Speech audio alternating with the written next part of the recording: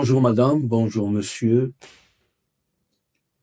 Heureux de vous retrouver pour une nouvelle vidéo sur conseil en communication. Nous sommes toujours dans le module numéro 2, la prise de parole en public. Lors de la dernière vidéo, nous avons parlé du fait que une prise de parole en public n'est pas vraiment facile telle qu'on le croit. Nous avons parlé aussi de comment considérer l'interlocuteur. Qui est-ce? Quelle est la relation de cette personne? Et comment, ou bien de ce groupe de personnes plutôt, et comment je vais devoir communiquer. Nous avons dit aussi que il y a 3 éléments fondamentaux dans une prise de parole en public, à savoir le verbal, le non-verbal et le paraverbal. Je me rappelle aussi vous avoir précisé que sur le verbal, son impact, suivant des experts, c'est 7%, qu'il y a aussi le paraverbal qui est la voix et le temps, et c'est 38%. Et enfin, on a parlé du non-verbal qui, lui, il a sa part du lion, ça veut dire 55%. Dans cette vidéo, je vais me consacrer uniquement au verbal. Le verbal, c'est ce que je suis censé dire lors d'une prise de parole en public.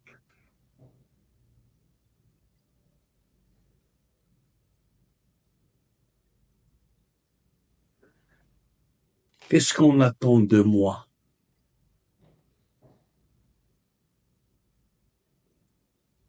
On attend que je transmette un message, que je partage une compétence, que je partage une information. Premièrement, est-ce que je maîtrise le sujet? Deuxièmement, est-ce que les informations que j'ai sont à jour? Je peux avoir des informations qui datent d'une dizaine d'années, et voyez-vous, avec l'évolution maintenant accélérée,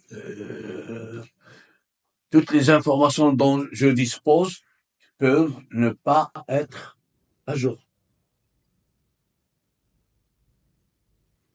Et même si je m'y connais bien, même si j'ai de l'expérience, il faut toujours rafraîchir ses connaissances, rafraîchir ses informations. Donc, toujours, ce sont des choses auxquelles je dois penser avant de prendre la parole. Nous avons aussi dit la semaine dernière qu'il faut voir, je suis dans quel cadre, je suis un cadre professionnel, un cadre amical, un cadre, n'est-ce pas?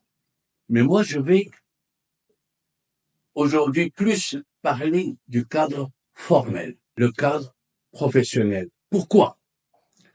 Parce que dans un cadre informel, personnel, les gens sont plus tolérants. On peut commencer par une rigolade, finir par une rigolade, dire n'importe quoi, et ça passe. Mais lorsque nous sommes dans une communication formelle, une prise de parole formelle, professionnelle, il y a des normes qu'il faut respecter. Premièrement, contrairement à ce que pensent beaucoup de gens, il ne faut pas apprendre son sujet par cœur. Pourquoi?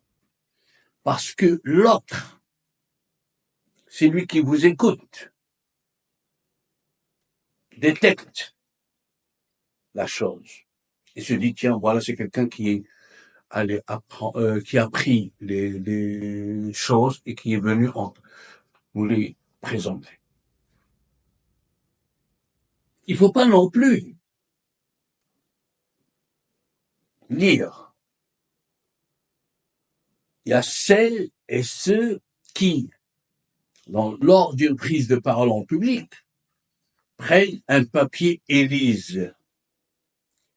Là encore, ce n'est pas j'ai une bonne prise de parole en public. Pourquoi? Parce que déjà, vous n'avez pas le regard qui est un élément essentiel dans la communication. Vous ne regardez pas tout le temps votre auditoire.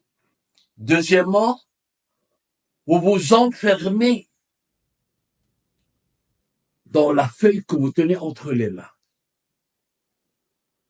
Et on sent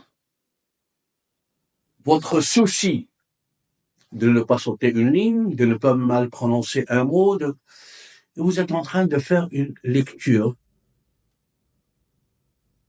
scolaire.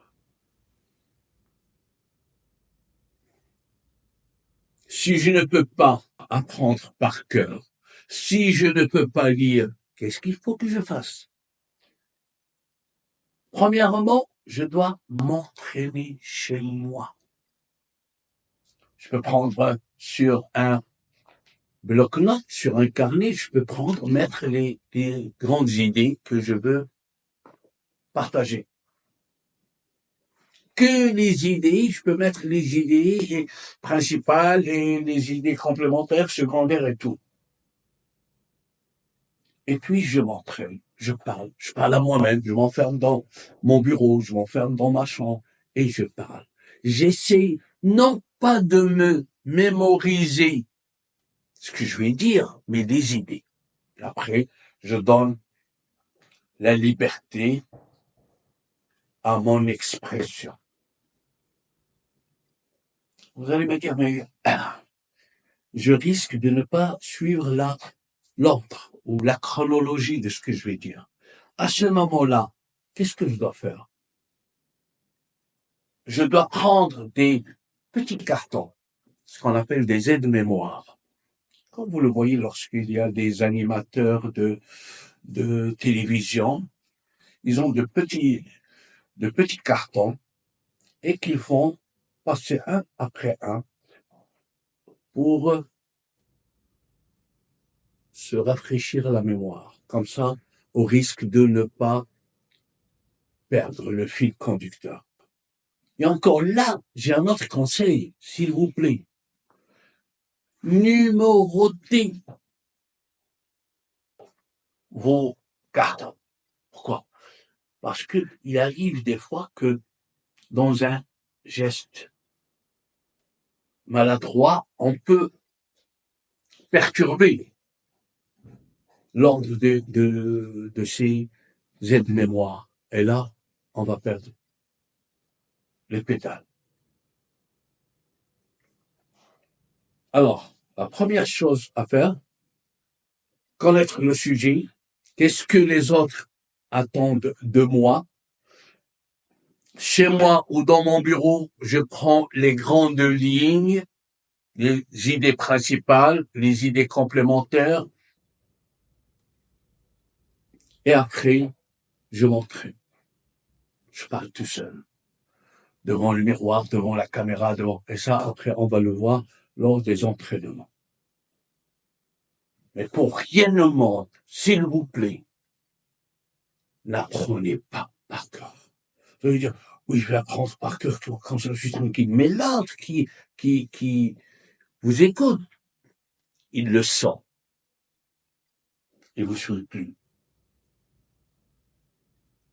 Ou vous êtes en train de lire. Entraînez-vous. Développez ces compétences de prise de parole en vous.